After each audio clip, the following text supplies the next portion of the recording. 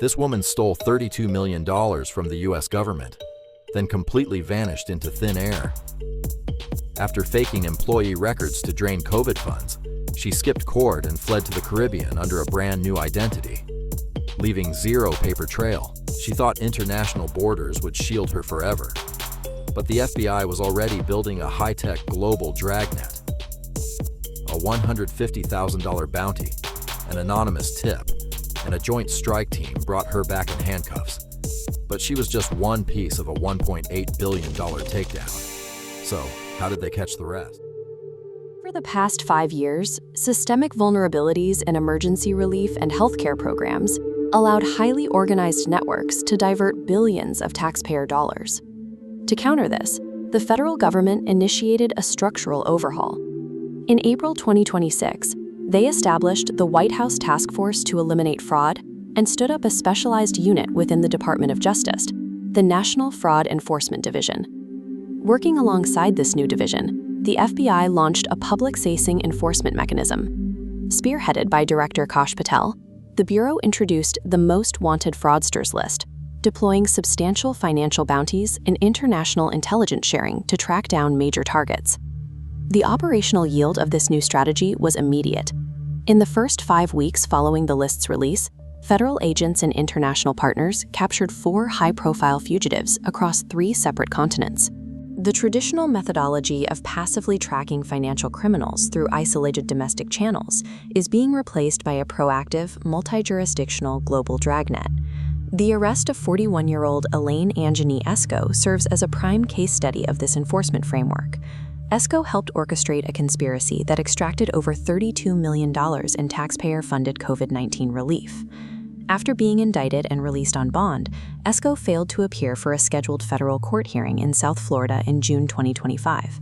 She abandoned domestic jurisdiction and fled to the Caribbean. Her case offers a precise view into 2 distinct operations.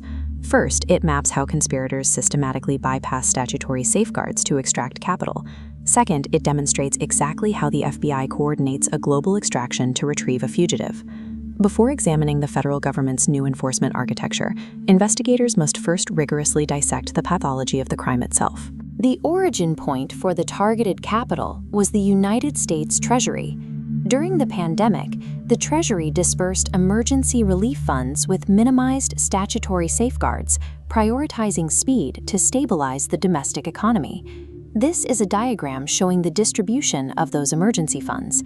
Escoe's conspiracy did not rely on a single vector. They systematically filed more than 90 fraudulent applications targeting 4 distinct statutory programs. The primary vehicle was the Paycheck Protection Program. To bypass security gates, the conspirators submitted fabricated employee headcounts and forged IRS tax filings. They applied for the Shuttered Venue Operators Grant by creating imaginary venue operations backed by fake event schedules and fabricated historical revenue records. Finally, they exploited both the Restaurant Revitalization Fund and the Economic Injury Disaster Loan Program, flooding applications with falsified point-of-sale records and forged corporate bank statements. This systemic exploitation required deep operational planning.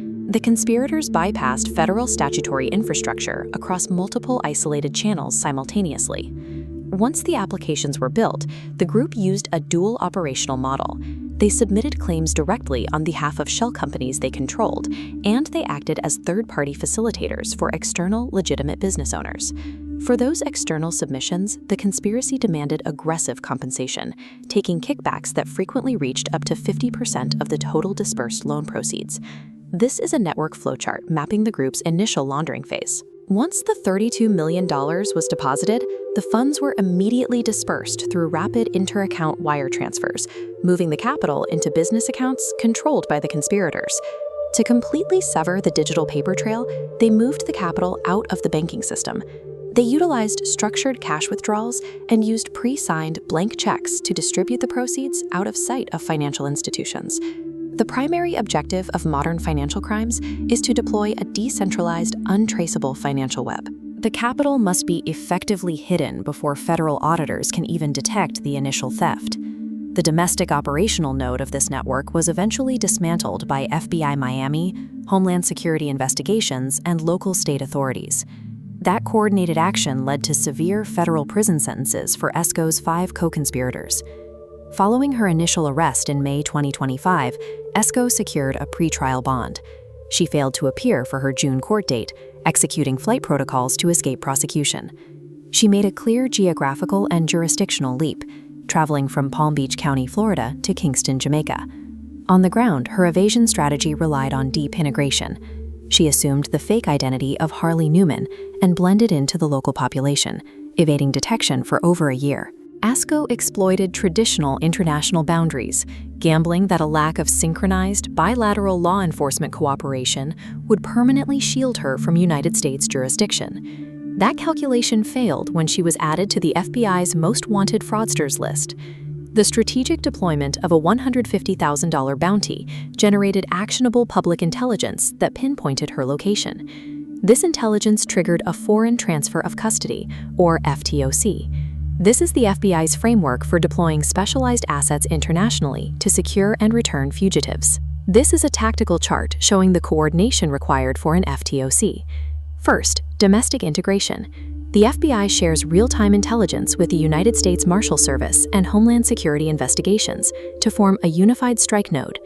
Second, the international diplomatic bridge. That domestic node coordinates directly with the Department of State's Diplomatic Security Service and the Regional Security Office at the local U.S. Embassy. Finally, the foreign tactical execution on the ground. American agents partner directly with local authorities, in this case, the Jamaican Constabulary Force's Fugitive Apprehension Team, to carry out the physical arrest. On July 25, 2026, Escoe was successfully repatriated to South Florida. This operational model proves that highly coordinated interagency action can effectively dismantle traditional jurisdictional safe havens. Escoe's capture is part of a massive operational spike for federal law enforcement. In a single 30-day window, the FBI executed 27 foreign transfers of custody worldwide. This dragnet also captured Khalid Satari in the Middle East. Satari had been running from charges tied to a $547 million Medicare genetic testing conspiracy. It secured the arrest of Herb Kimball in the Philippines, a fugitive wanted for orchestrating a $1.2 billion telemedicine fraud scheme. In just over a month, this retroactive manhunt model targeted and captured suspects responsible for nearly $1.8 billion in fraud, ending a combined 3,500 days of evasion. However, the core vulnerability of any retroactive model is time. Dismantling complex conspiracies requires years of forensic accounting and expensive international deployments long after the stolen capital is gone. The ultimate objective of the National Fraud Enforcement Division is to shift law enforcement away from retroactive prosecution and toward proactive prevention at the exact point of a financial application. This is a schematic showing the division's new integrated data architecture. The Justice Department has established dedicated cloud computing space directly within the Centers for Medicare and Medicaid Services. They are piping in intelligence from historically siloed agencies, building direct data sharing pipelines with the Federal Trade Commission and Customs and Border Protection. This integration empowers advanced analytical models to cross-reference data points in real time, instantly flagging systemic fraud patterns and protecting public capital before a single dollar ever leaves the Treasury. By fusing real-time intelligence sharing with rapid global strike capabilities, the federal government has re-engineered the architecture of financial integrity.